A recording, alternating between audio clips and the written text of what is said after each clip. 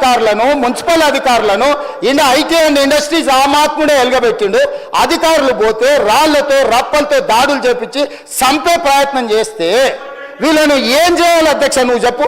ఈయన కూర్చునే అర్హత ఉందా? నేను సూటిగా అడుగుతున్నా. కొడంగల్లో పరిశ్రమ పెట్టొద్దా? కొడంగల్ నిరుద్యోగ యువకులకు ఉద్యోగాలు ఇవ్వద్దా? కొడంగల్ ప్రాంతాన్ని అభివృద్ధి చేయొద్దా?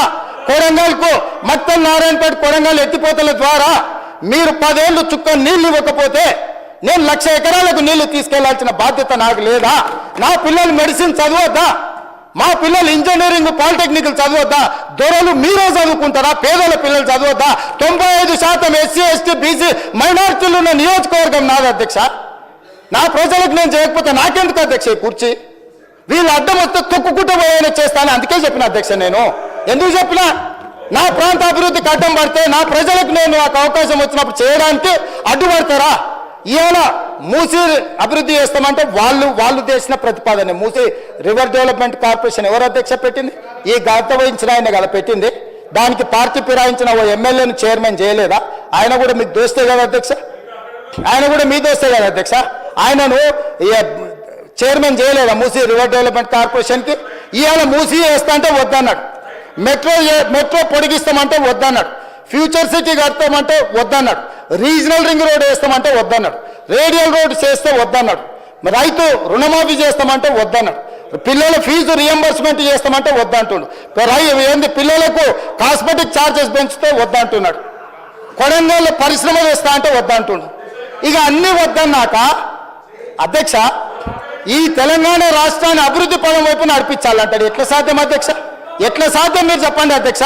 పరిశ్రమలు పెట్టొద్దంటివి, భూసేకరణ చేయొద్దంటివి, రోడ్లు వేయొద్దంటివి, రైళ్లు తీసుకురావద్దంటివి, రీజనల్ రింగ్ రోడ్డు కట్టొద్దంటివి, రేడియల్ రోడ్ చేయొద్దంటివి, సాగునీటి ప్రాజెక్టులు కట్టొద్దంటివి, దొంగలకు సద్దులు మోయబడుతుంది.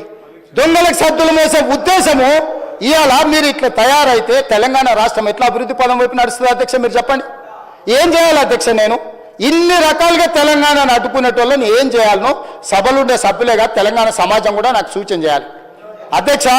నేను నల్లమల్ల అడవుల నుంచి వచ్చిన అధ్యక్ష. క్రూర మృగాల మధ్యలో పెరుక్కుంటూ వచ్చిన, తొక్కుకుంటూ వచ్చిన అధ్యక్ష. ఇక్కడికి ఉత్తగా రాలే. ఇక్కడ ఉన్నది తొక్కుతే అక్కడ వేయలేదు. అట్లా తొక్కి ఇక్కడికి వచ్చిన అధ్యక్ష. ఉత్తగా రాలే. అయ్య పేరు మీదనో మామ పేరు మీదనో ఎవరి పేరు మీదనో చెప్పుకొని ఇక్కడికి రాలే అధ్యక్ష. స్వశక్తి మీద కష్టపడి వాళ్ళకు ఒకటే సభ చూసారు అధ్యక్ష. జిల్లా పరిషత్ చూసిన, శాసన మండలి చూసిన, శాసనసభ చూసిన, లోక్సభ చూసిన, ఇవాళ ముఖ్యమంత్రికి వచ్చిన అధ్యక్ష. ఏం వాళ్ళకంటే వాళ్ళు అమెరికాలో లేకపోతే ఆంధ్రాలో విజ్ఞానంలో గుంటూరులో చదువుకున్న సాగు తెలివితేటలు ఉండొచ్చు. నాకు సామాన్యుడు తెలివితేటలు అధ్యక్ష. రైతు బిడ్డను అధ్యక్ష. నేను అడవుల్లో నుంచి వచ్చిన అధ్యక్ష. పులులు ఉంటాయి అధ్యక్ష నేను ఉన్న దగ్గర. పులుల నుంచి, సింహాల నుంచి, మృగాల నుంచి ఎట్లా బయటపడాలో నాకు తెలుసా అధ్యక్ష. అల్లా తప్పగా రాలే. ఆషామాషిగా మాట్లాడితే ఎందుకంటే ఈ హోదా, ఈ బాధ్యత ప్రజల కోసం ఇచ్చిందని, నా వ్యక్తిగతమైన కోపతాపాలతో ఈ బాధ్యత నెరవేర్చొద్దని చాలా ఓపికగా, చాలా మర్యాదగా, గౌరవంగా ఈరోజు ఉన్న అధ్యక్ష. నేను ఒకటే అడుగుతున్న అధ్యక్ష ప్రతిపక్షాన్ని, రీజనల్ రింగ్ రోడ్ వేసుకుందామా వద్దా? రేడియల్ రోడ్స్ వేసుకుందామా వద్దా? మన ఫ్యూచర్ సిటీని కట్టుకుందామా వద్దా? మూసీని నిర్మించుకుందామా వద్దా?